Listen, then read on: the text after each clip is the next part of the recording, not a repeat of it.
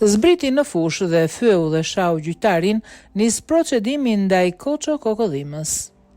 Policia e Fierit ka nisur një procedim penal ndaj presidentit të klubit sportiv Apollonia Koço Kokodhima pas incidenteve të shënuara në stadiumin Loni Papuqiu. Gjatë ndeshjes që ekipi i femrave të Apollonis luajti përballë Gramshit, Kokodhima hyri në fushë dhe shtyu gjyqtarin e takimit Dorian Melataj.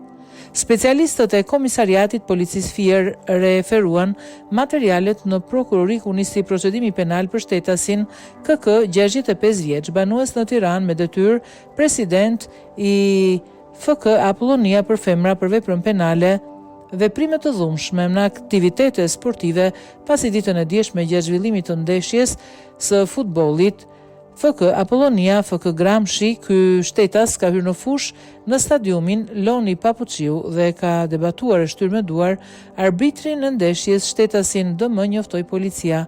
Ndërkohë, për shkak të tensionit, sfida mes Apollonis dhe Gramshit